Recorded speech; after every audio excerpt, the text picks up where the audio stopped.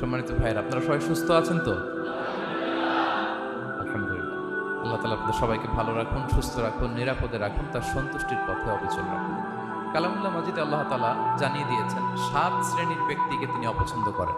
কয় শ্রেণীর? আবার বলুন, কয় শ্রেণীর? জি, 7 শ্রেণীর ব্যক্তিকে আল্লাহ তাআলা অপছন্দ করেন। তো মানে আল্লাহ তাআলা তাদেরকে ভালোবাসেন না। আমরা আজকে এই 7 শ্রেণীর ব্যক্তি কারা তাদের ব্যাপারে জানার চেষ্টা করব এবং আমরা সতর্ক হয়ে যাব যে আমরা যেন তাদের অন্তর্ভুক্ত না হই। কি বলেন? কোন 7 শ্রেণীর ব্যক্তি, কোন অভাগা, কোন কপাল পোড়া সেই 7 শ্রেণীর ব্যক্তি যাদেরকে আল্লাহ তাআলা পছন্দ করেন না, ভালোবাসেন না, এই মর্মে তিনি কালামুল্লাহ মাজিদে ঘোষণা দিয়েছেন এবং আমরা সতর্ক হওয়ার চেষ্টা করব এই বৈশিষ্ট্য যেন কশিনকালেও কবু আমাদের মধ্যে না আসে। তাহলে কালামুল্লাহ মাজিদ আল্লাহ তাআলা যে জানিয়েছেন যে তিনি 7 শ্রেণীর ব্যক্তিকে পছন্দ করেন না, তার মধ্যে প্রথম শ্রেণী হচ্ছে সীমা লঙ্ঘনকারী। আরবিতে বলে আল মুআতাদুন। সীমা লঙ্ঘনকারী ব্যক্তিকে আল্লাহ তাআলা পছন্দ করেন না। লিমিট ক্রস করলে আল্লাহ তাআলা পছন্দ করেন না। লিমিটকে কেউ যদি ওভারস্টেপ করে, ক্রস করে, আল্লাহ তাআলা পছন্দ করেন না। সীমা লঙ্ঘনকে তিনি মোটেও পছন্দ করেন না। এবং মজার ব্যাপার হচ্ছে আল্লাহ কেউ কোনো অন্যায় করলেই সাথে সাথে পাকড়াও করেন না। কেউ ভুল করলেই আযাব দেন না। কেউ নাফরমানি করলেই আযাব পাঠান না। আল্লাহ অনেক সময় দেন, অনেক সময় দেন। শুধরে যাবার অনেক টাইম সে পায়, তারপরও যখন সে লিমিট ক্রস করে তখন আল্লাহ ধরে। আল্লাহ সব সময় ধরে না, ধরলে ছাড়ে না। ধরে ধরে ধরে না, ধরলে আল্লাহ ছাড়ে না। আল্লাহ সব সময় ধরবে না। এবং যে সমস্ত জাতিগোষ্ঠীকে এই পৃথিবীতে আল্লাহ তাআলা আযাব দিয়ে ধ্বংস করেছেন, তাদের স্টোরি যদি আমরা খেয়াল করি, আমরা দেখব যে তাদেরকে আল্লাহ অনেক সুযোগ দিয়েছেন ভালো হওয়ার, শুধরে যাওয়ার।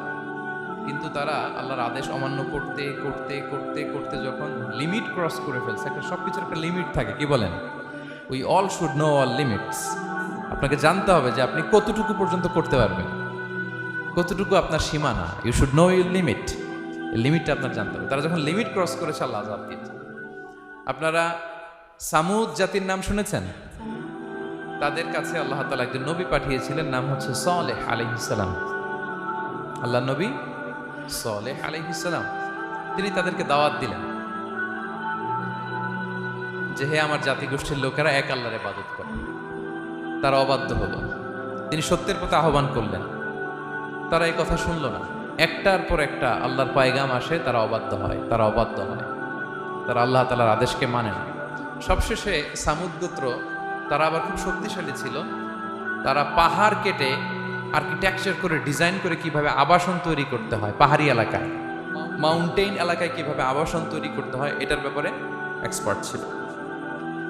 তো তারা সালেহ আলাইহিস সালামকে বলল, সালেহ, তুমি পাগল, তুমি জাদুকর, তুমি যে আল্লাহর কথা বলছো আমরা মানবো এক শর্তে। যদি এই পাহাড়ের ভেতর থেকে 10 মাস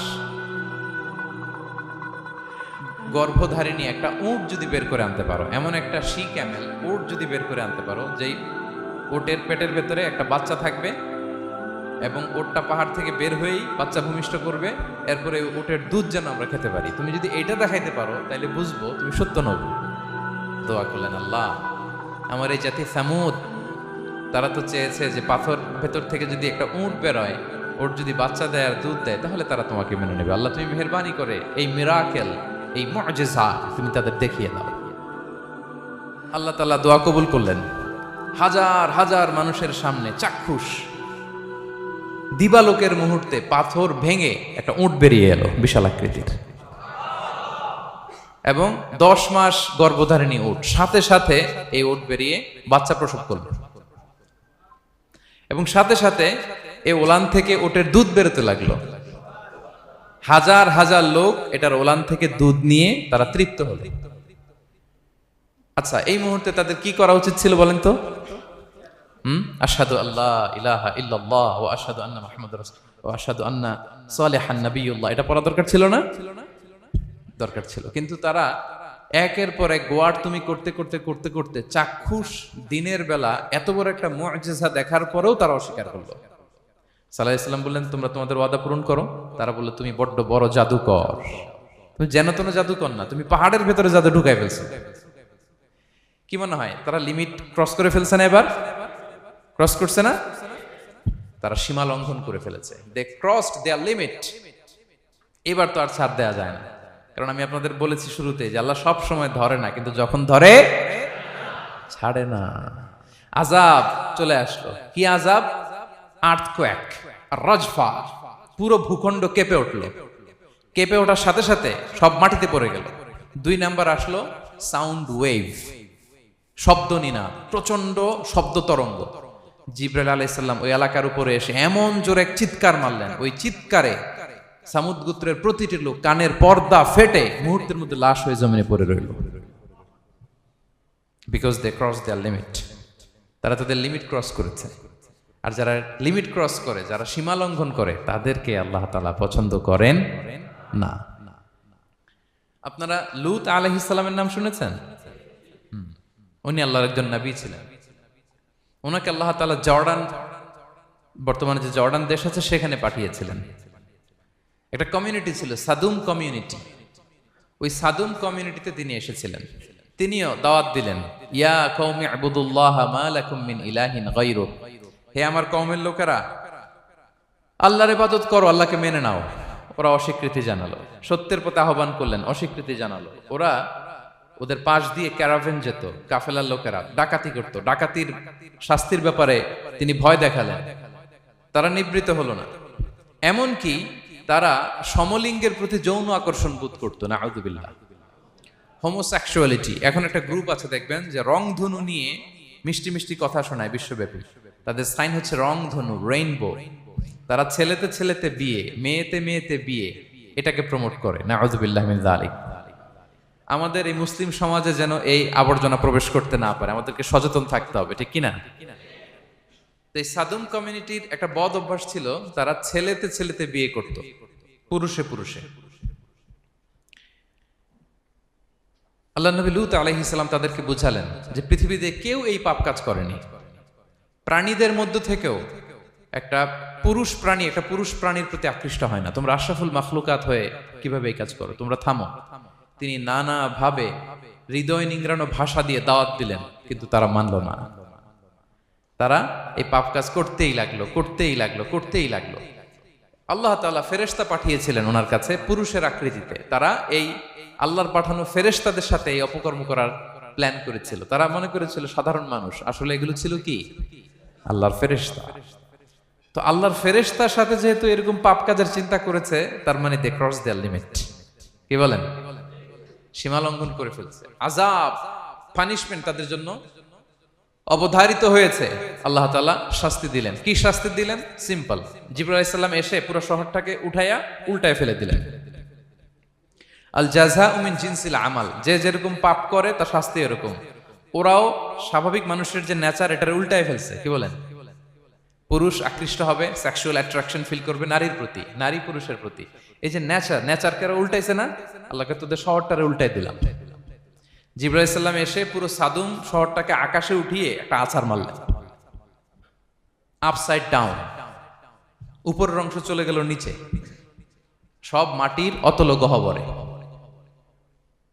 ফাজআলনা আলিয়াহা সাফিলাহা ওয়া আমতারনা আলাইহিম মিন সিজারাতিন মিন সিজিলিম মানদুদ। আল্লাহ বললেন, উপরের অংশ নিচে নিয়ে নিলাম, পুরো শহরটারে উল্টে দিলাম, আর পাথর বৃষ্টি বর্ষণ করলাম, সব শেষ। ওই জায়গাটা আজও আছে।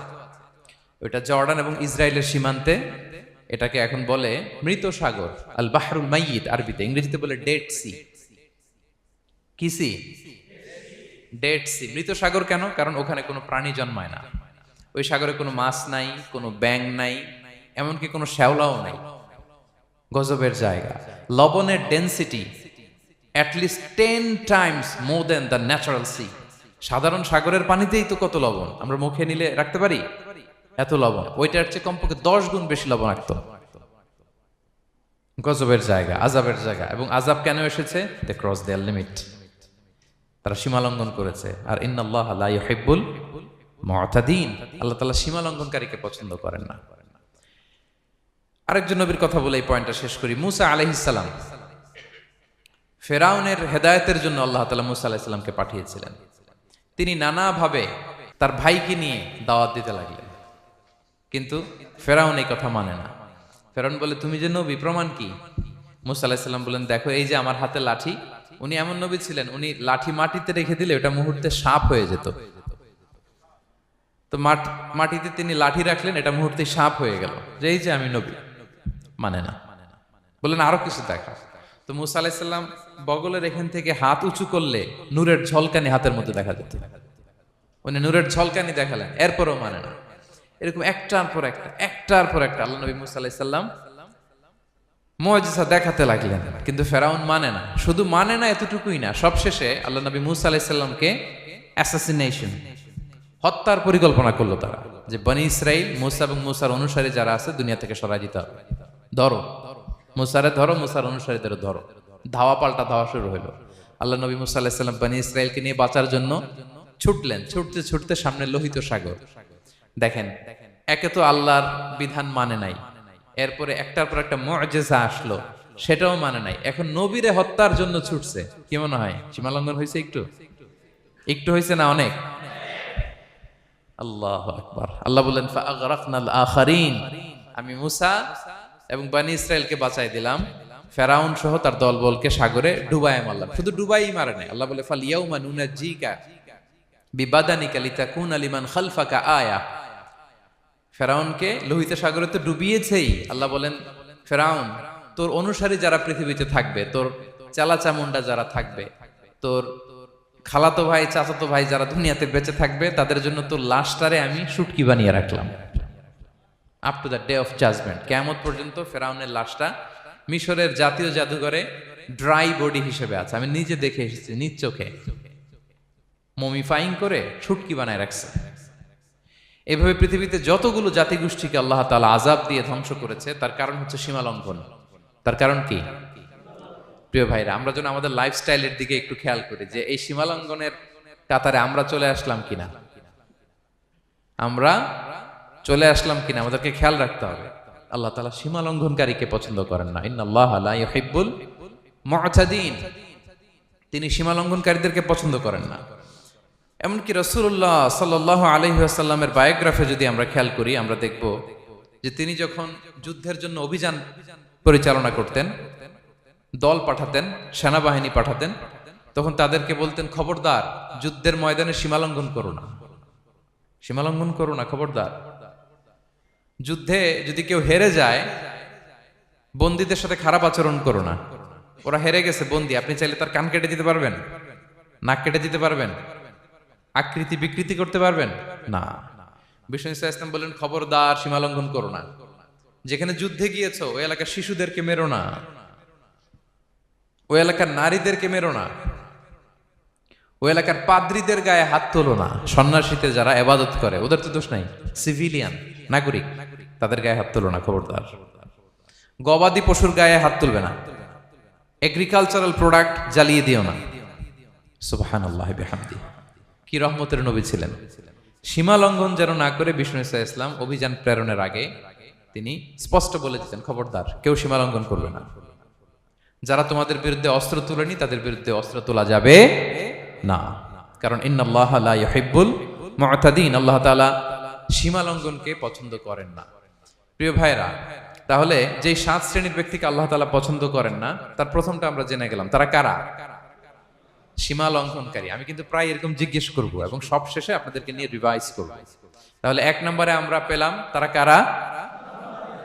মেহেরবানি করে সবাই বলবেন একসাথে, তারা কারা? তারা সীমা লঙ্ঘনকারী, তারা তাদের লিমিট ক্রস করে, তাদেরকে আল্লাহ তাআলা পছন্দ করে না। সো আমরা আমাদের লাইফের সাথে একটু মিলিয়ে নেই যে আমরা আমাদের কোন ক্ষেত্রে সীমা লঙ্ঘন করি কিনা, একটু খেয়াল করেন। আমার যে দায়িত্ব আছে, আমি কি সীমা লঙ্ঘন করি কিনা? আমার স্ত্রী আমার দায়িত্বে, তার সাথে সীমা লঙ্ঘন করি কিনা? আমার ভাতিজা ভাতিজি অনেকের আছে ইয়াতিম, তার বাবা মারা গেছে, তার সব সম্পত্তির দায়ভার আমার উপর দেয়া, আমি ওইখানে তাকে ঠিকঠাক মতো সব দেই কিনা, সীমা লঙ্ঘন করি কিনা? হ্যাঁ, ক্ষমতা পেলে সীমা লঙ্ঘন করি কিনা? কি মনে হয় আমরা ক্ষমতা পেলে সীমা লঙ্ঘন করি কিনা? হ্যাঁ, করে হ্যাঁ, মানে যেইখানে ডাক্তারের কাছে যাই বলে, ডাক্তার সাহেব আমার এইখানে ফোড়া, সারা দেহের যেই কোনো জায়গায় ধরতে পারেন, এইখানে ধরেন না। তো এইখানে না ধরলে ভালো হবে? ফোড়া যেইখানে, ট্রিটমেন্ট তো ওইখানে দিতে হবে, কি বলেন? রোগ যেখানে, ওষুধও সীমা লঙ্ঘন। দায়িত্ব পেলে আমরা সীমা লঙ্ঘন করি। এমনকি আমরা যারা এবাদত করি, অনেকে এবাদতেও সীমা লঙ্ঘন করি, এবাদতেও না। ভারসাম্য থাকতে হবে, পরিমিতি বোধ থাকতে হবে। এবং মজার ব্যাপার হচ্ছে আল্লাহ তাআলা দোয়া এবং জিকিরের ক্ষেত্রে এই কথাটা উল্লেখ করেছেন যে তোমরা দোয়া জিকিরের ক্ষেত্রে সীমা লঙ্ঘন করো না। আল্লাহ তাআলা বলেন উদউ রাব্বাকুম তাদাররুআ ওয়া খুফিয়া ইন্নাহু লা ইউহিব্বুল মু'তাদিন। তোমরা আল্লাহকে ডাকো কেমন ভাবে? তাদাররুআ ওয়া খুফিয়া, সবিনয়ে গোপনে। সবিনয়ে ডাকো, চুপিসারে ডাকো, গোপনে গোপনে ডাকো, অল্প আওয়াজে ডাকো। কারণ কি? ইন্নাল্লাহা লা ইউহিব্বুল মু'তাদিন, আল্লাহ সীমা লঙ্ঘনকারীদেরকে পছন্দ করেন না। তাহলে আপনি যদি দোয়া করেন আল্লাহর কাছে, যখন জিকির করবেন বিনীতভাবে, চুপিসারে, সবিনয়ে, বিষ্ণু ঈসা ইসলাম যেভাবে শিখিয়েছেন ওইভাবে জিকির করবেন। নাকি জিকির করতে করতে মানুষের কাঁধে উঠবেন? উঠবেন না? ওঠে ওঠে, হ্যাঁ ওঠে। দেখেন আল্লাহ তাআলা যেইখানে 3 ফোঁটা দেওয়া দরকার 3 ফোঁটা দেয়, যেখানে 1 ফোঁটা ওইখানে 1 ফোঁটা দেয়। আল্লাহ তাআলা ইন্নাহু লা ইউহিব্বুল মু'তাদিন, আল্লাহ সীমা লঙ্ঘনকে পছন্দ করেন না। এই কথাটা ঢুকাইছে কোথায়? দোয়া আর জিকিরের মধ্যে। কারণ আল্লাহ জানে আল্লাহর কিছু বান্দা থাকবে তারা দোয়া এবং জিকিরের সময় কি করবে? সীমা লঙ্ঘন করবে। মাঝে মাঝে কিছু ভিডিও ক্লিপসে দেখা যায় জিকির করতে করতে আরেকজনের কাঁধের উপরে, যিনি জিকির পরিচালনা করতেছে তার মাথার উপরে। এখন আমি ওয়াজ করতেছি, আপনি যদি লাফাইতে লাফাইতে এসে আমার উপরে পড়েন, হ্যাঁ মাইকের উপরে যদি এসে পড়েন, আমার অবস্থা হবে কি? লাফাতে লাফাতে উপরে উঠে যায়, নিজে ইনজুর্ড হয়, পাশের শ্রোতাকে ইনজুর্ড করে, যিনি আলোচনা পরিচালনা করতেছে তাকে ইনজুর্ড করে। এরকম আছে না নাই? ইন্নাহু লা ইউহিব্বুল মু'তাদিন, আল্লাহ তাআলা সীমা লঙ্ঘনকে পছন্দ করেন না। তাহলে আমাদের প্রত্যেকের উচিত আমাদের লিমিট জানা, আমরা যেন আমাদের কখনো লিমিটকে ক্রস না করি। প্রিয় ভাইরা, এটা প্রতিটি ক্ষেত্রে, ইভেন ইবাদতে আমরা যেন সীমা লঙ্ঘন না করি। এই পয়েন্টটা মনে থাকবে আপনাদের? আচ্ছা, তাহলে 2 নম্বরে আমরা চলে যাই। 2 নম্বরে যে শ্রেণীকে আল্লাহ তাআলা পছন্দ করেন না তারা হচ্ছে জালিম বা অত্যাচারী। জালিম বা অত্যাচারী, যারা জুলুম করে তাদেরকে আল্লাহ তাআলা পছন্দ করেন না। আল্লাহ তাআলা বলছেন ফাআম্মাল্লাযীনা কাফারু ফাউআযিবুহুম আযাবান শাদীদান ফিদ দুনিয়া ওয়াল আখিরা ওয়া মা লাহুম মিন নাসিরিন। যারা দুনিয়াতে কুফরি করবে কঠিন শাস্তি দুনিয়াতেও আখিরাতেও। ওয়া আম্মাল্লাযীনা আমানু ওয়া আমিলুস সালিহাতি ফায়ুওয়াফিহিম উজুরাহুম, আর যারা ঈমান আনবে সৎকর্ম করবে তাদের প্রতিদান আমি আল্লাহ বুঝিয়ে দেব। ওয়াল্লাহু লা ইউহিব্বুয যালিমিন, তবে জেনে রেখো আল্লাহ তাআলা জালিমিনদেরকে পছন্দ করেন। তাহলে 2 নম্বরে পাওয়া গেল কাদেরকে পছন্দ করে না? আপনি যদি কারো প্রতি জুলুম করেন তাহলে আপনি জালেম, সে হচ্ছে মজলুম। সে কি? মজলুম। মজলুম আপনার ক্ষমা না করলে আল্লাহ তাআলা আপনার ক্ষমা করবে না। মজলুম যদি ক্ষমা না করে আল্লাহ তাআলা কঠিন কালো আপনাকে ক্ষমা করবে না। এজন্য জুলুম যেন আমরা কখনো না করি। প্রিয় ভাইরা, জুলুম শুধু আল্লাহ তাআলা আমাদের উপরই হারাম করেন, আল্লাহ নিজের উপর হারাম করছে। জুলুম শুধু আমাদের জন্যই হারাম না, আল্লাহর জন্য হারাম। আল্লাহ তাআলা বলেন হাদিসে কুদসিতে, ইয়া ইবাদি, হে আমার বান্দারা, ইন্নী হারামতু যুলমা আলা নাফসি, আমি জুলুমকে আমি আল্লাহ নিজের উপরে হারাম করেছি। ওয়া জাআলতুহু বাইনাকুম মুহাররামা, এবং এই জুলুমকে তোমাদের উপর হারাম করেছি। ফালা তাযালামু, তোমরা একে অপরের উপর জুলুম করো না। জুলুম শুধু আমাদের উপরই হারাম না, আল্লাহ নিজের উপর হারাম করেছেন। তাহলে জুলুমের সাথে কি মুমিনের কোনো সম্পর্ক থাকতে পারে? পারে না। এবং আল্লাহ তাআলা কখনো কোনো বান্দার উপর জুলুম করেন না। ওয়া আন্নাল্লাহা লাইসা বিযাল্লামিন লিল আবিদ, তিনি তার বান্দার উপর জুলুম করেন না। কোনোভাবেই যেন জুলুম না হয়ে যায়, এজন্য আল্লাহ তাআলা কিয়ামতের দিন মাওয়াজিনাল কিসত, ন্যায়ের মানদণ্ড তিনি প্রতিষ্ঠা করবেন, যাতে একটু ভুল না হয়ে যায়, জুলুম না হয়ে যায়।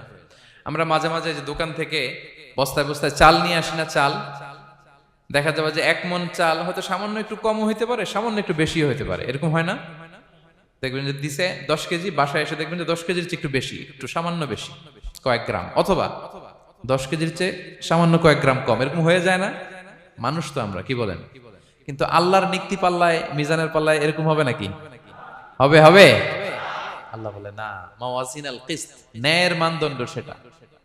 ফামাইয়া আমাল মিসকালা যাররাতিন খায়রান ইয়ারা, যাররা পরিমাণ ভালো করেছো তো সেটাও ওজন দেয়া যায় ওই পাল্লায়। সুবহানাল্লাহ পড়বেন না? ওয়া ইয়ামাল মিসকালা যাররাতিন শাররান ইয়ারা, অনুপরিমাণ খারাপ করেছো সেটা ওজন দেয়া যায়, কারণ ওয়া আন্নাল্লাহা লাইসা বিযাল্লামিন লিল আবিদ, তিনি বান্দার উপর জুলুম করেন না। তিনি এমন পাল্লা দিয়েছে যাতে জুলুম না হয়। আমাদেরটাই ভুল হয়ে যেতে পারে, ওনারটাতে ভুল হলে চলবে না, কেউ জিতে যাবে, ঠকে যাবে। কি বলেন? জাররা কাকে বলে? জাররা, জাররা মানে এত ছোট জিনিস, এত ক্ষুদ্র জিনিস যেটা খালি চোখে দেখা যায় না। বাংলাদেশের উদাহরণ দিলে বুঝতে পারবেন ভালো। বাংলাদেশের শীতের সিজনের কথা মনে আছে আপনাদের? না মালয়েশিয়া এসে সব খাই ফেলাইছেন? হ্যাঁ, মালয়েশিয়া তো সারা বছর গরম, সারা বছর বৃষ্টি, শীত হয় না। তো বাংলাদেশের শীতের সিজনে টিনের ঘর যাদের থাকে, মনে আছে কিনা জানি না আপনাদের, ওই টিনের চালে যদি ছিদ্র থাকে, শীতের দিন টিনের চালে যদি ছিদ্র থাকে, তাহলে মাঝে মাঝে দেখবেন ওই চিকন ছিদ্রটা দিয়ে সূর্যের একটা আলো ঘরের ভিতরে ঢুকে। মনে পড়ে?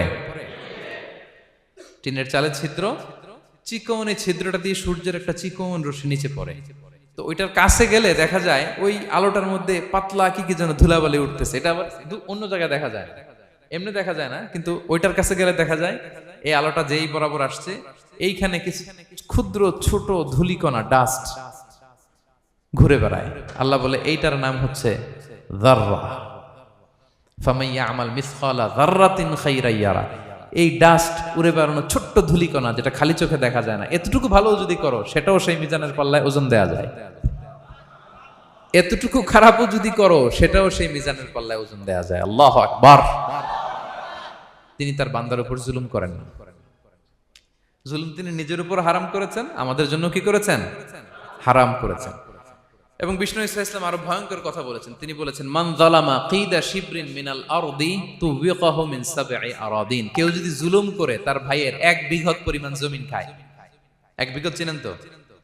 এই যে আমার এই আঙ্গুল থেকে এই আঙ্গুলটা, এটা টান টান করলে যতটুকু জায়গা, এটার বলে 1 বিঘত। শিবের আরবিতে বলে শিবের। হ্যাঁ, মান যালামা কিদা শিবর, বিষ্ণু বলেন এই 1 শিবর, 1 বিঘত জমি যদি কেউ অন্যায় ভাবে জুলুম করে তার ভাইয়ের কাছ থেকে খায়, কিয়ামতের দিন তুবিকা আলাইহি সাবউ আরাদিন, এই 7 জমিনকে আল্লাহ তাআলা তার ঘাড়ে চাপাবে। খা, এবার খা। অন্যের জমি খাওয়ার এত শখ ছিল, এবার 7 জমিন ঘাড়ে কর। কিয়ামতের ময়দানে আপনার দেহটারে বিশাল আকৃতির করা হবে, এই 7 জমিনকে আপনার কাঁধে তুলে দেওয়া হবে। এজন্য আমরা অন্যের রাইটস, অধিকার যেন নষ্ট না করি, কারো উপর যেন জুলুম না করি, কোনোভাবেই না। আমরা নানাভাবে এই জুলুমটা করি। আমরা প্রায় দাদার সম্পত্তি থেকে ফুফুদেরকে বঞ্চিত করি, বাবার সম্পদ থেকে বোনদেরকে বঞ্চিত করি। হ্যাঁ, নিজের ভাই আরেক ভাইকে, আপন ভাই ভাইকে বঞ্চিত করে, জুলুম করে। এরকম দৃশ্যপট আমাদের সমাজে আছে না নাই বলেন তো? কিয়ামতের দিন আল্লাহর সুপ্রিম কোর্টের কাঠগড়ায় হিসেব দিতে হবে। আর এই জালিমদেরকে আল্লাহ তাআলা পছন্দ করেন না। এবং সবচেয়ে ভয়ঙ্কর ব্যাপার হচ্ছে, আপনি যখন কারোর উপর জুলুম করেন, ওই মাজলুম আর আল্লাহর মাঝখানে কোনো ফারাক থাকে না। আল্লাহ ওই ফারাকের পর্দা উঠায় নাই। বিষ্ণু বলেন, ইত্তাকি দাওয়াতাল মাজলুম, তোমরা মজলুমের বদদোয়াকে ভয় করো, খবরদার। কারণ ফাইন্না লাইসা বাইনাহা ওয়া বাইনাল্লাহি হিজাব, তার আর আল্লাহর মাঝে কোনো পর্দা থাকে না। দোয়া করলেই ওটা আরশে যেয়ে কবুল হয়ে যায়। আল্লাহ তাআলার চারিপাশে অনেক পর্দা আছে। কেউ কেউ বলে 70,000 নূরের পর্দা। 70,000টা সহিহ হাদিস দ্বারা সাব্যস্ত না, কিন্তু অসংখ্য অগণিত পর্দা, এবং পর্দাও এটা নূরের পর্দা। আচ্ছা বলেন তো, জানলা দিয়ে বাইরের আলো ঠেকাতে আমরা দেয়ালে জানালায় কি লাগাই? পর্দা লাগাই। পর্দাটা কিসের তৈরি? মোটা কাপড়ের, যাতে করে ওই আলো না আসে। কিন্তু আল্লাহর চারদিকে যে পর্দা, ওই পর্দাটা কিসের? নূরের, আলোর। ওনার পর্দায় আলো দিয়ে তৈরি। সুবহানাল্লাহ বললেন না? বিষ্ণু বলেন, ইত্তাকি দাওয়াতাল মাজলুম, মজলুমের বদদোয়াকে ভয় করো। ফাইন্না লাইসা বাইনাহা ওয়া বাইনাল্লাহি হিজাব, কেউ যখন মজলুম হয়ে কেঁদে বদদোয়া করে, তার আর আল্লাহর মাঝে ওই পর্দা থাকে না। বদদোয়া করছে, ডাইরেক্ট কবুল। খবরদার আমার পেনাঙ্গের ভাইয়েরা, আমরা যেন জালিম না হই।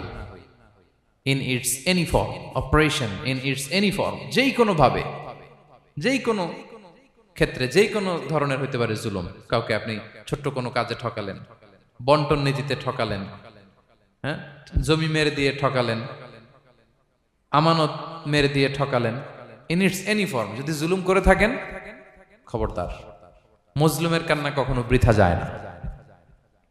মজলুমের কান্না কখনো বৃথা যায় না। জীবনের কোনো না কোনো সময়ে এর প্রায়শ্চিত্ত আপনাকে করতে হবে।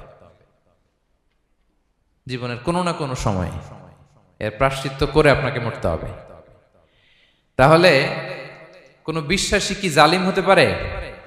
কারণ ইন্নাল্লাহ লা ইউহিব্বুল যালিমিন, আল্লাহ তাআলা জালিমদেরকে পছন্দ করেন না। তাহলে জুলুমের সাথে আমাদের কোনো সম্পর্ক আছে? হ্যাঁ, কোনো সম্পর্ক আছে? তাহলে দুই শ্রেণীর ব্যক্তির কথা আমরা জানলাম যাদেরকে আল্লাহ পছন্দ করেন না। এক নাম্বার, প্রথমটা কে ছিল? সীমা লঙ্ঘনকারী, লিমিট যে ক্রস করে, ইন্নাল্লাহ লা ইউহিব্বুল মুআতাদিন। দুই নম্বরে কি জানলাম? হ্যাঁ, জালিম, অত্যাচারী, অপ্রেসর। অপ্রেসরকে আল্লাহ তাআলা পছন্দ করে না। তাহলে এই দুইটারে আমরা নো বলে দিলাম আজকের এই কনফারেন্স রুমে। আওয়াজ করে বলেন তো সবাই, নো।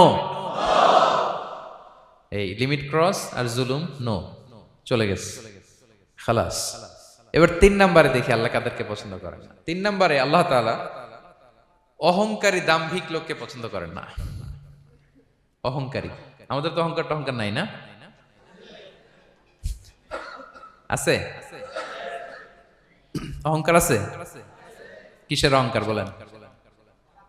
টাকার, আর ক্ষমতার, আর সৌন্দর্যের, আর হ্যাঁ পাওয়ার, সোশ্যাল পাওয়ার। এই যে অহংকার, অহংকারের খাঁচা থেকে মুক্ত রাখো আমাদেরকে তুমি প্রভু হয়ে, পড়েন আমিন। এটা একটা ভয়ঙ্কর খাঁচা। আচ্ছা, অহংকার করার আমাদের আছে কি বলেন তো? কিছুই নাই। আল্লাহ বলে ওয়া খুলিকাল ইনসানু দাঈফা, তোমাদেরকে আমি দুর্বল করে তৈরি করছি। আমরা দুর্বল, শুধু দুর্বল না, দুর্বলের ঘরের দুর্বল। আমার বাপ ছিল দুর্বল, আমার দাদা ছিল দুর্বল, আমরা 14 গোষ্ঠী কি? হাল আতা আলাল ইনসানি হিনুম মিনাদ দাহরি লাম ইয়াকুন শাইআম মাযকুরা। আল্লাহ বলেন একটা সময় ছিল উল্লেখ করার মতো তোমার কিছুই ছিল না। আজকে তো এত লম্বা চওড়া মানুষ, আমরা কিছুই ছিলাম না। আমার বর্তমানে বয়স চলে 36, 37। তা আজ থেকে 37 বছর আগে আমি কি ছিলাম? আমার অস্তিত্বই ছিল না। আমার কোনো নাম ছিল না, আমার কোনো গ্রাম ছিল না, আমার কোনো অ্যাড্রেস ছিল না, আমার কোনো পরিচিতি ছিল না। আজ থেকে আরো 37 বছর পরে একটু খেয়াল করেন তো, এখন তো 37, আরো 37 ধরেন বাঁচলাম।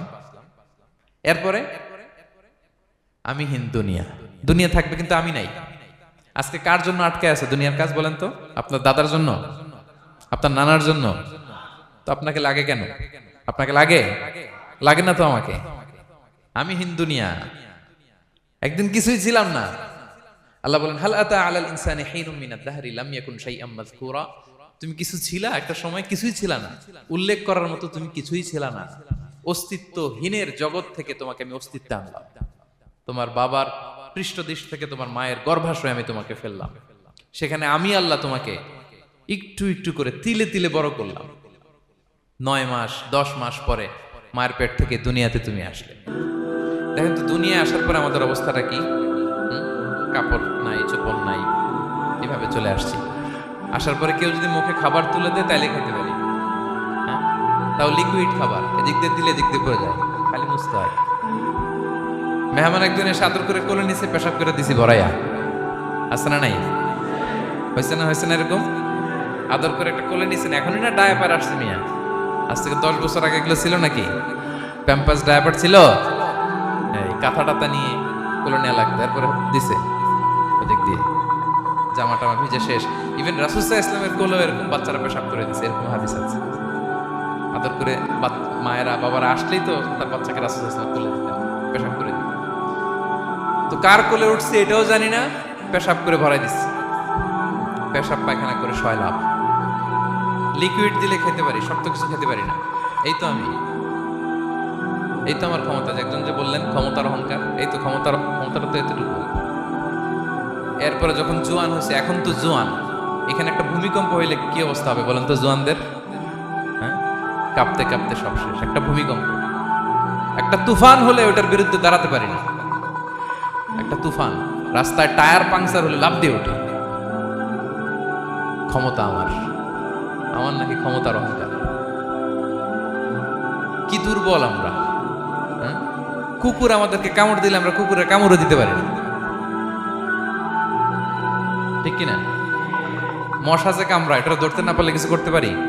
কামড় মাইরা দিছে দৌড়, বল্লা পোকা এটা যদি কামড় দিয়ে দৌড় দিয়ে কিছু করতে পারেন? তো কিসের কিসের ক্ষমতা আপনার? এরপর আবার যদি 70-80 বছর হায়াত পাই, আবার আগের মতো যেখানে বসি ওইখানেই ডাইরেক্ট, আছে না নাই? বয়স যখন 80 হয়ে যায় আর থাকে শরীরের কন্ট্রোল, আবার যেখানে বসে ওইখানেই পেশাব পায়খানা। খাবার দিলে খাইতে পারি, পিঠটা বাঁকা হয়ে কুজু হয়ে গেছে, এর নাকি আবার অহংকার সাজে? অহংকার সাজে? অহংকার সাজে একজনের, আওয়াজ করে বলতে হবে তিনি কে? 3 নম্বরে অহংকার দাম্ভিককে আল্লাহ পছন্দ করেন না। প্রিয় ভাইরা, আল্লাহ বলেন কারুনের ঘটনাকে আল্লাহ এখানে এনেছেন। আল্লাহ বলেন ইন্না কারুনা কানা মিন কওমি মূসা। কারুন ছিল মুসা আলাইহিস সালামের কওমের লোক, মুসা আলাইহিস সালামের কাজিন ছিল লোক। কারুন নামে একজন সম্পদশালী ছিল। মিশরের রাজধানী কায়রো থেকে 100 কিলো দূরে ফাইউম নামে একটা জেলা আছে, ওখানে তার বাড়ি ঘর। আমি দেখে এসেছি, কয়েকবার গিয়েছি। তো ফাবাগা আলাইহিম, সে মানুষের উপর চড়াও হলো। ওয়া আতাইনাহু মিনাল কুনুজি মা ইন্না মাফাতিহাহু লাতানু বিল উসবাতি উলিল কুওয়া। আল্লাহ বলেন এই কারণকে আমি এত সম্পদ দিয়েছি, এত বেশি ছিল তার সম্পদ, সম্পদগুলো যে সে আলমারির ভিতরে রাখতো, ওই আলমারির যে চাবি হইতো, এই চাবিগুলোরে ওজন করার জন্য, কাঁধে নেওয়ার জন্য 10 জন পেশি শক্তি পুরুষ লাগতো। আলমারি রাখার জন্য না, কি রাখার জন্য? আলমারি ভর্তি যে সোনা দানা গহনা, ওইটার যে চাবি, ওই চাবিগুলা বহন করতে একদল পেশি পুরুষ লাগতো, এত সম্পদ। তো তাকে এলাকার লোকেরা বলেছিল খলালাহু কওমুহু লা তাফরাহ, এই কারণ তুমি গর্ব করো না। কারণ তাকে বলছিল মুসা আলাইহিস সালাম যাকাত দাও, সে বলছে আমি যাকাত দেব কেন? এই সম্পদ তো আমার। ইন্নামা উতিতুহু আলা ইলমিন ইনদি, আমি আমার বুদ্ধি খাটায় এই সম্পদ কামাইছি, আমার সম্পদ আমি খাবো, আমি যাকাত দেব কেন? আল্লাহ বলেন ইন্নাল্লাহা লা ইউহিব্বুল ফারিহিন। কারণ তুমি অহংকার করলে আমি আল্লাহ অহংকারকে বরদাস্ত করি না, অহংকারীদেরকে আমি আল্লাহ পছন্দ করি না। আমি অহংকারকে পছন্দ করি না, অহংকারকে আল্লাহ তাআলা পছন্দ করেন না। কি হয়েছিল কারণের নসিবে? আল্লাহ বলেন ফাখাসাফনা বিহি ওয়া বিদারিহিল আরদ ফামা কানা লাহু মিন ফিআতি ইয়ানসুরুনাহু মিন দুনিল্লাহ ওয়া মা কানা মিনাল মুনতাসিরিন। আল্লাহ বলেন সে যখন অহংকার দেখালো, আমি কারুনকে আর কারুনের সব সম্পদ মাটির ভেতরে দাবিয়ে দিলাম, মুহূর্তেই দাবিয়ে দিলাম। সহিহ বুখারীতে এসেছে ইয়াতাজালজালু ফিল আরদ, প্রতিদিন 1 বিঘত করে কারুন জমিনের ভিতরে যেতেই থাকবে, যেতেই থাকবে, যেতেই থাকবে কিয়ামতের আগ পর্যন্ত। আল্লাহু আকবার। কারণ অহংকার করেছিল। আল্লাহ বলে আমি অহংকারীদের পছন্দ করি না। সূরা লোকমানে আল্লাহ বললেন ওয়ালা তুসাইর খাদ্দাকা লিন্নাস, মানুষ থেকে মুখ ফিরিও না। ওয়ালা তামশি ফিল আরদা মারাহা, জমিনে অহংকার ভরে হেঁটো না। ইন্নাল্লাহা লা ইউহিব্বু কুল্লা মুখতালিন ফখুর, আল্লাহ তাআলা অহংকারীদেরকে, দাম্ভিকদেরকে পছন্দ করেন না। এই যে আমি বলছি যে 7 শ্রেণীর লোককে আল্লাহ পছন্দ করেন না, এটা আমার মন গড়া বানানো কথা? প্রতিটি কথার পেছনে কোরআনের যুক্তি আছে। কোরআনে আল্লাহ তাআলা বলছেন আল্লাহ অহংকারীদেরকে পছন্দ করেন না। ইংরেজিতে কি বলে? ইগো আছে আমাদের, হ্যাঁ? ইগো, এটা ছেড়ে ফেলতে হবে, অহংকার করা যাবে না। আমার প্রিয় ভাইয়েরা, একটু মনোযোগী হন। এই আয়াতের তাফসীরটা একটু সংক্ষেপে বুঝিয়ে দেই। আল্লাহ তাআলা বলছেন ইন্নাল্লাহা লা ইউহিব্বু কুল্লা মুখতালিন ফখুর, আল্লাহ কোন মুখতাল আর ফাখুরকে পছন্দ করেন না। মুখতাল আর ফাখুর মানে কি? মুখতাল মানে যে অহংকার করে মনে মনে। কিছু লোক আছে ভিতরে ভিতরে নিজের বড় মনে করে, বাইরে বলে না বা বলার সাহস পায় না, কিন্তু ভিতরে ভিতরে ভাবে আমি কোন হনুরে। কি বলে? আমি কোন? আমি তো বড়, আরে আমার চেয়ে বড় বেশি জানে নাকি কেউ? আমার চেয়ে কিছু পারে নাকি? আমি তো, কিন্তু এটা মুখ দিয়ে বলে না, ভিতরে ভিতরে আছে না নাই? এদেরকে আরবিতে বলে মুখতাল। কি বলে? মুখতাল। আরেকজন ফাখুর, সে শুধু ভিতরে না, এটা প্রকাশ্যে বলে বেড়ায়, এটা আরো ডেঞ্জারাস। ফাখুর সে আরো খারাপ, সে প্রকাশ্যে তার অহংকার প্রদর্শন করে, বলে বেড়ায় যে আমি বড়, আমি বড়, আমি বড়। এই আমি বড় কথাটাই সবচেয়ে ভয়ঙ্কর। আমি বড় কথাটাই সবচেয়ে ভয়ঙ্কর। নিজে যাকে বড় বলে বড় সে, লোকে যাকে বড় বলে বড় সে হয়। আমার প্রিয় পেনাঙ্গের ভাইয়েরা, নিজেকে বড় মনে করা এটা শয়তানের স্বভাব। কার স্বভাব? বিনয়ী হওয়া এটা নবীদের স্বভাব। আল্লাহ তাআলা ফেরেশতাদেরকে বলেছিলেন উসজুদু লি আদম, তোমরা আদমকে সিজদা দাও। ফাসাজাদাল মালাইকা কুল্লুহুম, সবাই সিজদা দিল ইল্লা ইবলিস, কে ছাড়া? ইবলিস ছাড়া। সে নিজেকে বড় মনে করেছিল, শয়তান। কিভাবে? সে লজিক খাটাইলো আল্লাহর সাথে। সে লজিক দিয়ে আল্লাহর বলে, আল্লাহ ক্বালা আনা খায়রুম মিনহু, আল্লাহ আমি কেন সিজদা দেব? আমি তো আদমের চেয়ে শ্রেষ্ঠ, আমি বড়। আল্লাহ বলতেছে তুমি বড়? কেমনে বড়? শয়তান বলে খালাকতানি মিন নার, আপনি আমারে বানাইছেন কি দিয়ে? আগুন দিয়ে। ওয়া খালাকতাহু মিন তিন, আর আদমকে বানিয়েছেন মাটি দিয়ে। কি দিয়ে? মাটি দিয়ে। আগুনের ধর্ম দাউ দাউ করে উপরের দিকে কি করে? ওঠে, আর মাটি ঢিলা রেখে দিলে নিচে পড়ে যায়। তো সে যুক্তি দিয়ে বলতেছে আল্লাহ ঊর্ধ্বগামী কোন জিনিস তো নিম্নগামী কোন জিনিসের কাছে মাথা নোয়াতে পারে? যুক্তি, মনে রাখবেন যুক্তি সব জায়গায় খাটে। আপনার অফিসের যে বস, মালয়েশিয়ান ভাষায় বসরে কি বলেন আপনারা? ওকে, তোকে। এই আপনার তোকের সামনে যে আপনি লজিক খাটাইলে হবে? বস যেটা বলে ওইটাই ফাইনাল। তো আল্লাহ তাআলা আদেশ করেছিলেন সেজদা করার। সে সেজদা করলেই ভালো করতো, কিন্তু সে যুক্তি দিল আল্লাহ আমি শ্রেষ্ঠ, তাকে বানাইছেন মাটি দিয়ে, আমারে বানাইছেন আগুন দিয়ে, আমি কেন মাথা নত করব? আমি বড়। আমি বড় বলার সাথে সাথে দৃশ্যপট পাল্টায় গেল। আল্লাহ বলে বের হ, ফাখরুজ, বের হ, তুমি অভিশপ্ত, তুমি লানত প্রাপ্ত, তোমার স্থান হবে জাহান্নাম। তুমি নিজেকে বড় মনে করেছো, তাইলে বড় মনে করা এটা শয়তানের স্বভাব। কার স্বভাব? তা আমরা নিজেকে বড় মনে করব কখনো? আরো জোরে বলেন, করব? বিষ্ণু ঈসা ইসলাম নিজে নিজে ছোট থাকতে চাইতেন। তিনি দোয়ায় বলতেন আল্লাহুম্মা জাআলনি ফি আইনি সাগীরা ওয়া ফি আ'য়ুনিন নাসি কাবীরা, আল্লাহ আমার চোখে আপনি আমারে ছোট বানান, আল্লাহ মানুষের চোখে আপনি আমারে বড় বানান। বিশ্বনবী নিজের চোখে নিজে ছোট থাকতেন, কিন্তু গোটা বিশ্বের মানুষের চোখে বড় হয়েছেন না? কত বড়? রাফা'না লাকা যিকরাক, আল্লাহ বলে আমি যেখানে অতটুক পর্যন্ত উঠাইছি আপনারে। কোন নবীর নিচে উপরে? কথা বলেন, কোন নবীকে শেষ পর্যন্ত উঠাইছে? সুবহানাল্লাহ। নবী হে আমি যদ্দূর আপনার উঠাইছে অদ্দূর, ওই পর্যন্ত নিয়ে গেছে সাক্ষাতের জন্য। সুবহানাল্লাহ। প্রত্যেক নামাজে বিশ্বনবীর উপর দুরূদ আছে না নাই? কিয়ামত পর্যন্ত বিশ্বনবীর প্রতি ভালোবাসা আমাদের পক্ষ থেকে আছে না নাই? আছে। আল্লাহ তাআলা ওনাকে বড় করেছেন। এজন্য নিজের চোখে আমরা নিজে ছোট থাকবো। আপনি যদি বড় হন এটা মানুষ বলবে। কে বলবে? নাকি আপনিই বলবেন? বলা যাবে না। এবং বিষ্ণু ইসলাম কিছু টেকনিক আমাদের শিখিয়েছেন, কিছু টেকনিক আমাদের জানিয়েছেন।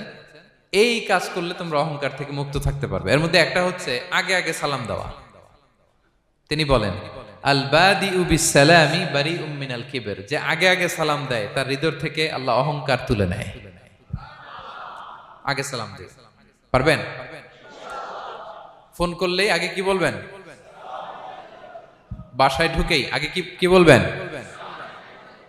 স্ত্রীকে আগে সালাম দিবেন, বন্ধুকে আগে সালাম দিবেন, বাসার কাজের লোকটাকে আগে সালাম দিবেন, আপনার ড্রাইভারকে আগে সালাম দিবেন, বাসার দারোয়ানটারে আগে সালাম দিবেন। ফকির একটা আসলে আপনি সালাম দিয়ে ফেলবেন। পারবেন?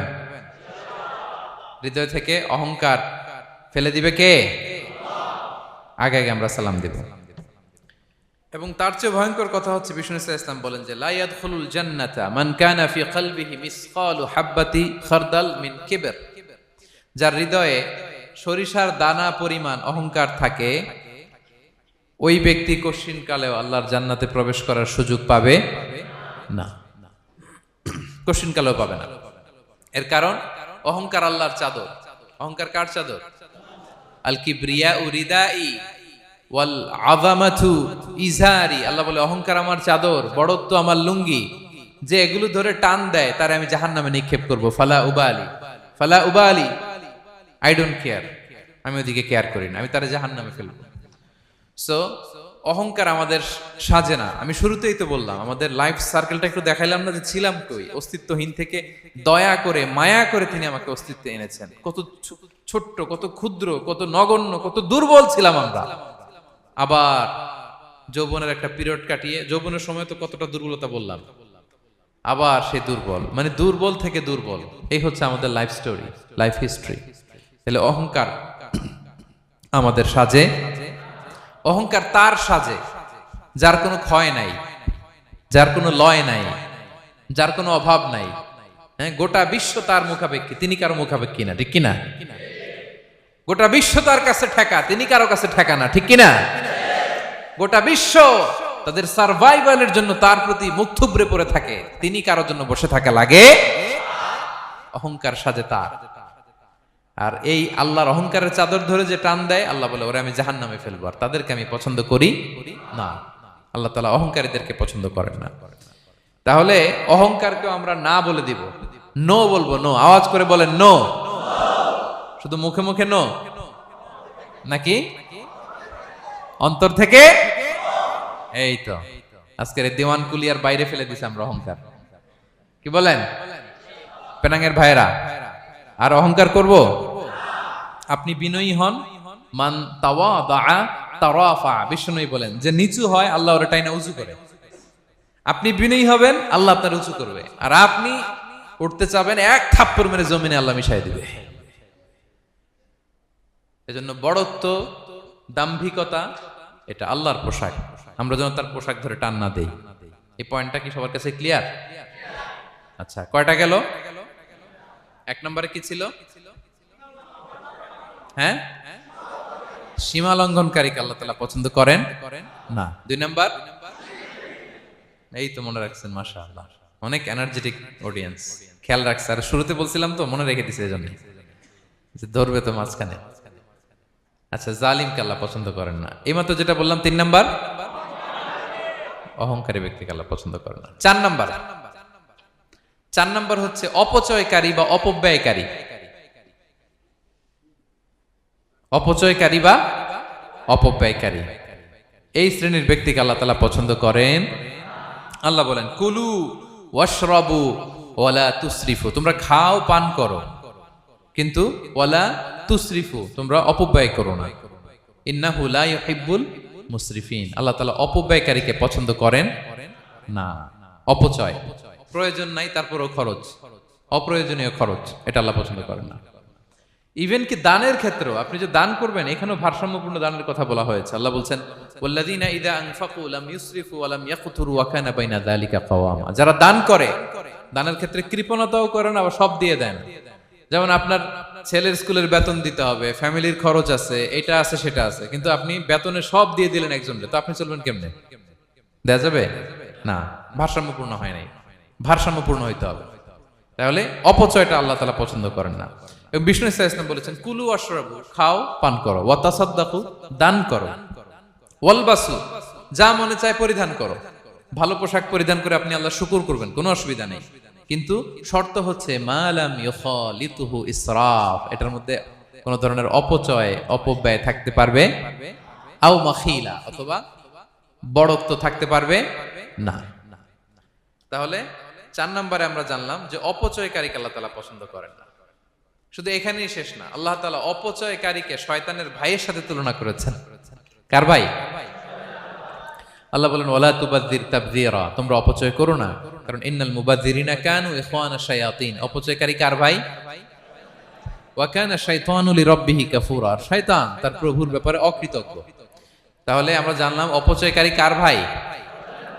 আচ্ছা বলেন তো, বুঝে শুনে উত্তর দিন, যিনি শয়তানের ভাই উনি নিজেও একটা কি? বলে ফেলছেন আপনারাই, আমি আর কি বলবো। যারা আল্লাহ শয়তানের ভাই বানাইছে ও নিজেও একটা কি? তাহলে এটা যেন আমরা না করি। আমরা যেন পরিমিতি বোধ যেন আমাদের ব্যয়ের ভেতরে থাকে। এই আয়াতগুলোতে আমরা দুইটা শব্দ পাই, একটা ইসরাফ আর একটা তাবযীর। ইন্নাল্লাহা লা ইউহিব্বুল মুসরিফিন, আর জায়গা ওয়ালা তুবাযযির তাবযীরা। দুটোই হারাম পেনাঙ্গের ভাইয়েরা। পার্থক্যটা কি? পার্থক্য হচ্ছে ইসরাফ মানে হচ্ছে বৈধ বা হালাল কোনো ক্ষেত্রে প্রয়োজনাতিরিক্ত ব্যয় করা, হালাল হালাল, কিন্তু আপনি অতিরিক্ত খরচ করছেন। বাসায় আম লাগবে 2 কেজি, কয় কেজি? 2 কেজি হলে সুন্দর খাওয়া যায়। নিয়ে আসছেন 10 কেজি, কয় কেজি? 3 দিন পরে এগুলো পচে টচে নষ্ট হয়েছে, অপচয় হয়েছে না? কিন্তু আম কিনা হালাল না হারাম? আম খাওয়া হালাল না হারাম? তাহলে এই যে হালাল জিনিসে প্রয়োজনাতিরিক্ত যে খরচ করছেন এটাকে বলে ইসরাফ, এটা নিষেধ। আরেকটা আল্লাহ যেটা আরো ভয়ঙ্কর, শয়তানের ভাই বানাইছে আল্লাহ যে কারণে, ওটার বলে তাবযীর। ওটা কি?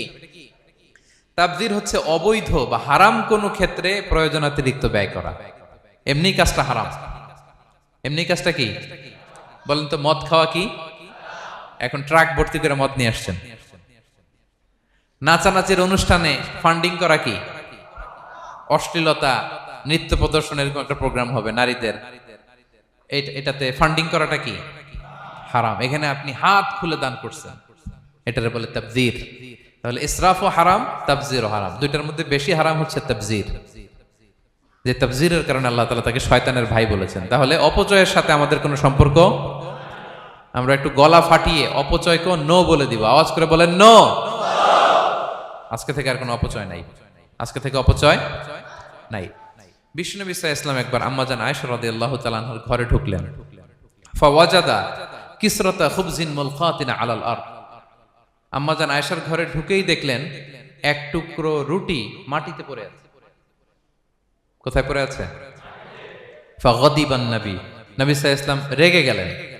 তিনি রাগান্বিত হলেন, প্রচন্ড রেগে গেলেন। রেগে আম্মাজান আয়েশাকে বললেন, আয়েশা, এই যে আল্লাহর রিজকে তুমি নষ্ট করছো, আল্লাহর রিজিকের মূল্যায়ন করতে শেখো আয়েশা।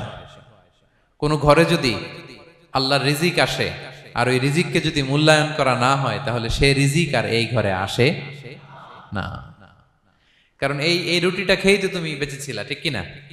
আজকে আমরা যেই রুটিটা, যেই ভাতগুলো ফেলে দিয়ে ডাস্টবিনে, এতটুকু খাইলে আমার কাশ্মীরের ভাইরা বেঁচে যাবে, এতটুকু পাইলেই আমার ফিলিস্তিনের ভাইরা বেঁচে যায়, এতটুকু পেলেই ওই ডাস্টবিনে মারামারি করে যারা খাবার খোঁজে ওরা বেঁচে যায়, ঠিক কিনা?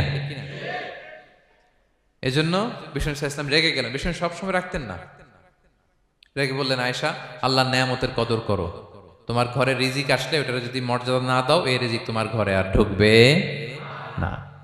নট নেসেসারি শুধু খাবারের ক্ষেত্রে, যে কোনো ক্ষেত্রে অপচয় যেন না হয়। অপচয়, অপব্যয় যেন না হয়। আমরা অনেক সময় করে ফেলি, খেতে বসলে অনেক খাবার নিয়ে ফেলি, অর্ডার করতে গেলে দোকানে অনেক অর্ডার করে ফেলি, রেস্টুরেন্টে, কিন্তু এই খাবারগুলো নষ্ট করা যাবে না। ডাস্টবিনে যেন না যায় আপনার কারণে। আপনি কি করবেন? লেফট ওভার ফুড সাথে করে বঙ্গুজে নিয়ে আসবেন। আপনারা তো বঙ্গুজ বলেন নাকি? পেনাঙ্গে কি বলে? বঙ্কুজ। হ্যাঁ, টেক অ্যাওয়ে বা বঙ্কুজ বললে ওরা বঙ্কুজ দিবে, নিয়ে আসবেন, বাসায় এনে রাতে খাবেন, তারপরের দিন খাবেন, অথবা কাউকে দিয়ে দিবেন, কিন্তু খাবার নষ্ট করা চলবে। কারণ ইন্নাল্লাহা লা ইউহিব্বুল মুসরিফিন, আল্লাহ তাআলা অপচয়কারীকে পছন্দ করেন। কথাটা কি বুঝতে পেরেছেন সবাই? আচ্ছা, কয়টা গেল? আর বাকি রইল কয়টা? 5 নাম্বার, খেয়ানতকারী। আমানতের খেয়ানত যে করে, বা বিশ্বাসঘাতক, আমানতের খেয়ানত যে করে। অনেক লম্বা কথা, আমি যেহেতু সময় কম শেষ করে দিচ্ছি। ইন্নাল্লাহা লা ইউহিব্বুল খাইনিন, আল্লাহ তাআলা খেয়ানতকারীকে পছন্দ করেন। বিশ্বাসঘাতকতা যে করে, আল্লাহর কথা বাদ দেন, আমাদের সমাজে বলেন, কেউ যদি বিশ্বাসঘাতকতা করে আমরা পছন্দ করব? করব না, তাকে কেউ পছন্দ করে না। ইন্নাল্লাহা লা ইউহিব্বু মান কানা খাওয়ানান আসিমা, পাপী খেয়ানতকারীকে আল্লাহ পছন্দ করেন না। এবং মুনাফিকের আলামত রাসূল সাল্লাল্লাহু আলাইহি ওয়াসাল্লাম বলেছেন, কি দেখে মুনাফিক চিনবা? তিনি বলেছেন 3 জিনিস দেখে মুনাফিক চিনবা। 1, ইযা হাদ্দাসা কাযাবা, মুনাফিক কথা বললে মিথ্যা বলে। কথা বললে কি করে? ওয়া ইযা ওয়াআদা আখলাফা, ওয়াদা করলে খেলাফ করে। 3 নম্বরে ওয়া ইযা আতুমিনা খানা, মুনাফিকের কাছে আমানত রাখলে খেয়ানত করে। আমানতের খেয়ানত, এটা মুনাফিকের আলামত। শুধু মুনাফিকের আলামতই না, এটা কিয়ামতের একটা আলামত। আল্লাহ বলেন, ইন্নাল্লাহা ইয়া'মুরুকুম আন তুআদ্দুল আমানাতি ইলা আহলিহা, আল্লাহ তাআলা আদেশ করেছেন আমানতের যে হকদার তার হাতে তার আমানত পৌঁছে দাও। আদেশটা কার? সবাই বলুন, আদেশ কার? আল্লাহর। আমানতের খেয়ানত, এটা মুনাফিকের আলামত এবং কিয়ামতের আলামত। এক বেদুইন এসে রাসূল সাল্লাল্লাহু আলাইহি ওয়াসাল্লামকে বলল, ইয়া রাসূলুল্লাহ, মাতা সাআ, কিয়ামত কবে হবে? কি কবে হবে? কিয়ামত কবে হবে? রাসূল সাল্লাল্লাহু আলাইহি ওয়াসাল্লাম বললেন, ইযা দুইয়াতিল আমানাতু ফান্তাযিরিস সাআ, যখন আমানতের খেয়ানত শুরু হবে সমাজে তখনই কিয়ামত হবে। সে বলল, ইয়া রাসূলুল্লাহ কাইফা ইদাআতুহা, আমানতের খেয়ানত আবার কেমনে হয়? সহজ সরল মানুষ, আমানতের খেয়ানত হয় কেমনে? বিষ্ণু বললেন, ইদা উসিদাল আমরু ইলা গায়রি আহলিহি ফান্তাযিরিস সাআ, যে লোক যেই কাজের যোগ্য নয় তাকে যখন সেই কাজে বসিয়ে দেয়া হবে তখনই কিয়ামত হয়ে যাবে। এখন এটা আছে না নাই সমাজে বলেন? হ্যাঁ, যে যেই কাজের যোগ্য না সেই কাজ সে পায় না। সবাই বলেন তো, যে যেই চেয়ারে বসার যোগ্যতা রাখে না ওই চেয়ারে সে বসে কি বসে না? নেতা হওয়ার যোগ্যতা নাই, নেতা হয়ে গেছে। পদের যোগ্যতা নাই, পদ পেয়ে গেছে। চাকরির যোগ্যতা নাই, ওই যে উপর থেকে ফোন আসছে, ফোনের ঠেলায় চাকরি হয়ে গেছে। দেশেরও 12টা বেজে গেছে। এইভাবেই আমানতের খেয়ানত হয়। প্রিয় ভাইরা, আমানত ব্যাপারটা অনেক বড়। অনেকে মনে করে, আপনারা কি বোরিং হয়ে যাচ্ছেন? আর অল্প, আর ম্যাক্সিমাম 10 মিনিট। প্রিয় ভাইরা, আমানত এই ব্যাপারটা অনেক বড়। অনেকে মনে করে, একজন আমার কাছে একটা মোবাইল রেখে গেছে, বলছে ভাই এই মোবাইলটা আগামী সপ্তাহে এসে নিয়ে যাবে। তো অনেকে মনে এইটাই শুধু আমানত, অনেকে ভাবে। বা 10,000 রিঙ্গিট রেখে বললো 3 দিন পরে এসে আমি টাকাটা তোমার কাছ থেকে নিব। তো আপনি দিয়ে দিলেন, এটা তো আমানতদার হলেনি। কিন্তু শুধু এতটুকু আমানত নয় প্রিয় ভাইয়েরা আমার। আল্লাহ তাআলা আমাদেরকে যা দান করেছেন তার সবই আমানত, সবকিছুই আমানত। এই যে আমাকে আল্লাহ জ্ঞান দিয়েছেন, এই জ্ঞানটা আমানত। যাদেরকে আল্লাহ পরিচিতি দিয়েছেন, পরিচিতি এটা আমানত। আমার অর্থ, আমার সন্তান, আমার ক্ষমতা, আল্লাহর দেয়া প্রতিটি নিয়ামতই আমানত। এবং এই আমানতের ব্যাপারে আল্লাহ তাআলা জিজ্ঞেস করবেন। আপনি একটা প্রতিষ্ঠানের প্রধান, এই প্রতিষ্ঠান আপনার কাছে আমানত। আপনি মসজিদের সভাপতি, এই মসজিদ আপনার কাছে আমানত। আপনি চেয়ারম্যান, এই ইউনিয়ন পরিষদটা আপনার কাছে আমানত। কি বলেন? আপনি MP, member of the parliament, এই নির্বাচনী এলাকাটা আপনার কাছে আমানত। আপনি রাষ্ট্রপ্রধান, পুরো রাষ্ট্রের প্রতিটি ইঞ্চি আপনার কাছে কি? এই আমানতের খেয়ানত যখন হবে, বিষ্ণু বললেন তখনই কিয়ামতের অপেক্ষা করো, ফান্তাযিরিস সাআ, কিয়ামত হয়ে যাবে। তাহলে খেয়ানতকারীকে আল্লাহ তাআলা পছন্দ করেন না, আমানতের খেয়ানতকে পছন্দ করেন। আর আমানত এটা ব্যাপক বিষয়। আমার জ্ঞান, আমার ক্ষমতা, আমার পরিচিতি, আমার সন্তান, আমার স্ত্রী, সবকিছু আমানত। এবং এগুলোর ব্যাপারে আল্লাহ তাআলা আমাদেরকে জিজ্ঞেস করবেন। কয়টা গেল? তাহলে খেয়ানতকে আমরা নো বলে দিব। আওয়াজ করে বলেন নো। একটা সাথে আমাদের সম্পর্ক নেই। 6 নম্বরে হচ্ছে ফাসাদ সৃষ্টিকারী, বিশৃঙ্খলা সৃষ্টিকারী। সমাজে যারা বিশৃঙ্খলা সৃষ্টি করে তাদেরকে আল্লাহ পছন্দ করেন না। আল্লাহ বলেন, ইন্নাল্লাহা লা ইউহিব্বুল মুফসিদিন, আল্লাহ তাআলা ফাসাদ সৃষ্টিকারীদেরকে কখনো পছন্দ করেন না। সমাজে নানাভাবে, সামাজিকভাবে ফাসাদ, রাজনৈতিকভাবে ফাসাদ, অর্থনৈতিকভাবে ফাসাদ, এই যত ফাসাদ বিশৃঙ্খলা আছে এগুলোর হোতা যারা, তাদেরকে আল্লাহ পছন্দ করে না। নানাভাবে দেখবেন যে সমাজে অনেকে ফাসাদ সৃষ্টি করে। আমাদের বাংলাদেশে কিছুদিন আগে কাঁচামরিচের দাম বেড়ে গেছে না? কেমনে বাড়লো? নিশ্চয়ই কেউ সিন্ডিকেট করছে, নিশ্চয়ই কেউ মজুদদারি করছে, নিশ্চয়ই এখানে কেউ ফাসাদ তৈরি করছে, ঠিক কিনা? প্রতিটি সেক্টরে আপনি খুঁজে দেখবেন ফাসাদ, হ্যাঁ, মারামারি, বিশৃঙ্খলা, ফাসাদ। এই কিছুদিন আগে এক নির্বাচনের প্রার্থীকে ধরে পিটাইছে, সবাই দেখলাম আমরা, তাই না? এটা ফাসাদ হয়েছে না? বিশৃঙ্খলা হয়েছে না? এই আপনি যদি ধরে ধরে বলেন, পরিবারে, সমাজে, রাষ্ট্রে, অর্থনীতিতে, বাজারে, প্রতিটি জায়গায় ফাসাদ আছে না নাই? আল্লাহ তাআলা বলেন, ইন্নাল্লাহা লা ইউহিব্বুল মুফসিদিন, এই ফাসাদ সৃষ্টিকারীকে আল্লাহ তাআলা পছন্দ করে না।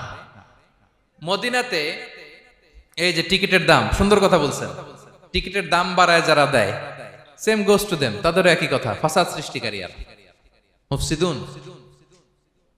এই যে আমাদের হাজিদের এত টাকা লাগে কেন? 50,000 টাকার টিকিট হয়ে গেছে কয় লাখ? 2 লাখ, কয় 1 লাখ? হজে যারা গেছে 1,95,000 টাকা করে পড়ছে একজনের টিকিট। কিয়ামতের দিন আল্লাহর সুপ্রিম কোর্টের কাঠগড়ায় তোমাকে দাঁড়াতে হবে। পাই টু পাই সেদিন হিসেব নিয়ে আল্লাহ তাআলা ছাড়বেন, ঠিক কি না? সেদিন হবে আসল খেলা। এখন তো আমরা মাইক পেলেই বলি খেলা হবে, কিন্তু আসল খেলা কবে? লক্ষ লক্ষ কোটি মানুষের সামনে আল্লাহ তাআলা আপনার এই গোমর ফাঁস করে দিবেন। আল্লাহ তাআলা আপনাকে অপমানিত করে ছাড়বেন। তাই কোনো ফাসাদের সাথে, বিশৃঙ্খলার সাথে মুমিনের কোনো সম্পর্ক থাকতে পারে না। মদিনায় মুনাফিকেরা এই ফাসাদ তৈরি করত। যখন তাদেরকে বলা হতো তোমরা ফাসাদ করো কেন, ওয়া ইযা কিলা লাহুম লা তুফসিদু ফিল আরদ ক্বালু ইন্নামা নাহনু মুসলিহুন, তারা বলতো আরে ফাসাদ কি, আমরাই তো ভালো মানুষ, আমরাই তো ভালো মানুষ, আমরাই তো ভালো কাজ করি। আল্লাহ বলে না, আলা ইন্নাহুম হুমুল মুফসিদুনা ওয়ালাকিন লা ইয়াশউরুন, ওরাই ফাসাদ সৃষ্টিকারী, ওরাই ফাসাদ সৃষ্টিকারী, ওরাই সমাজে বিশৃঙ্খলা সৃষ্টিকারী। ওদের ভেতরে এক, বাইরে আরেক, তার নাম মুনাফিক, ঠিক কি না? মুনাফিকের সহজ সংজ্ঞা কি জানেন? ভিতরে লালন করে একটা, অনুভূতি বা ভাবে একটা, কিন্তু মুখ দিয়ে বলে, তার মানে ভেতরে এক বাইরে আরেক, তার নাম দুই মুখো সাপেরা। এদিকে যায় বলে আপনার লগে আছে, আপনি খুব ভালো, ওদিকে যায় বলে আরে না না উনি কি, উনি তো খুব খারাপ মানুষ, আপনি অনেক সবচেয়ে ভালো, আমি আপনার সাথে আছি। এরকম ডাকাইতে আছে না নাই? দুমুখো সাপ, ডাবল স্ট্যান্ডার্ড, নেহি এদার নেহি ওদার, দারমিয়ান মে সাদার বাদার, ডানেও না বায়েও না, মাঝখানে সদর বদর, বুঝেন? দুই নৌকার মধ্যে দুই পা দিছিলেন কখনো? কয় দিছি। অবস্থা কি হয়েছিল তোমার বলো? হ্যাঁ,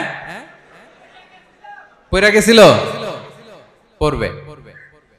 দুই নৌকায় দুই পা দেওয়া যায় না, হয় এই পা এদিকে নিয়ে আসতে হবে না ওদিকে চলে যেতে হবে, দুই পা দিলে এই উল্টায় পড়বে। মুনাফিকদের স্বভাব এটা, দুমুখো সাপ, ডাবল স্ট্যান্ডার্ড মেনটেন করে, টু ফেসড পার্সোনালিটি এরা।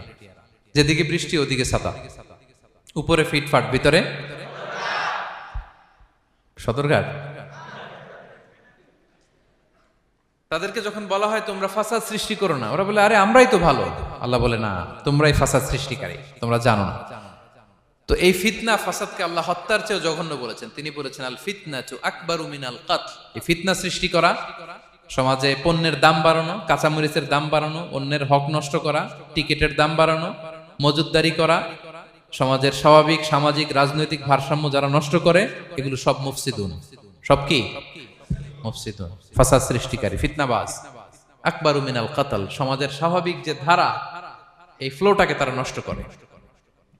এবং ফাসাদের মাধ্যমে যদি কারো ক্ষতি করে, কাউকে কেউ হত্যা করে, সেজন্য গোটা বিশ্বের সবাইকে হত্যা করবে।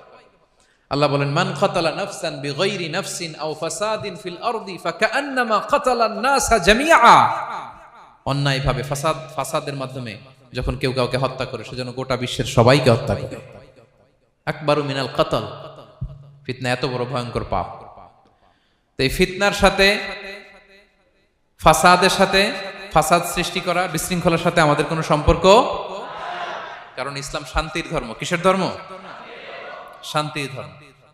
কোনো অন্যায়, বিশৃঙ্খলা, বোমাবাজি, সন্ত্রাসবাদ, টেরোরিজম, এগুলোর সাথে ইসলামের কোনো সম্পর্ক, শান্তির ধর্ম। এজন্য আল্লাহ তাআলা ফাসাদ সৃষ্টিকারীদেরকে পছন্দ করেন। কয়টা গেল?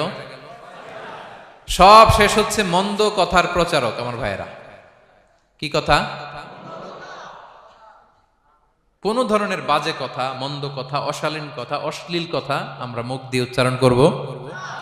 কোন ধরনের বাজে স্ট্যাটাস, মন্দ স্ট্যাটাস, অশালীন স্ট্যাটাস আমরা ফেসবুকে দিব? কারো এরকম অশালীন স্ট্যাটাস শেয়ার দিব? নেভার, কখনো দিব না। আল্লাহ পছন্দ করেন। আল্লাহ বলেন লা ইউহিব্বুল্লাহুল জাহরা বিসসুই মিনাল কওলি ইল্লা মান যুলিম ওয়া কানা আল্লাহু সামিআন আলিমা। কোন খারাপ কথা কেউ প্রকাশ করবে, পাবলিক করবে, ওপেনলি বলে বেড়াবে, এটা আল্লাহ পছন্দ করে না। কিন্তু সে যদি মাজলুম হয় সেটা ভিন্ন কথা। কোন ধরনের অশ্লীল কথা, অশালীন কথা মুমিনের মুখ দিয়ে বেরোতে পারে। রাসূল সাল্লাল্লাহু আলাইহি ওয়াসাল্লামের ব্যাপারে দেখেন, আনাস রাদিয়াল্লাহু কি বলেন? তিনি বলেন লাম ইয়াকুনিন নবিয়্যু সাল্লাল্লাহু আলাইহি ওয়াসাল্লাম সাব্বাবান। বিষ্ণু সাল্লাল্লাহু আলাইহি ওয়াসাল্লাম মুখ দিয়ে কোনোদিন কাউরে বকা দেয় নাই, গালি দেয় নাই। ওয়ালা ফাহাশান, আমার নবী কখনো তার জবান মোবারক দিয়ে অশালীন কথা বলেন নাই। ওয়ালা লাআনান, কাউকে লানত তিনি করেন নাই। সুবহানাল্লাহ পড়েন। তো সেই নবীর উম্মত হয়ে আমরা কোনো খারাপ কথা বলবো? অশালীন কথা, একসাথে বন্ধুরা যখন বসেন আড্ডা দিতে যে অনেক অশ্লীল কথা বলে ফেলে, আছে না নাই? বন্ধুরা কি বলেন আপনারা? Cowan Cowan Cowan.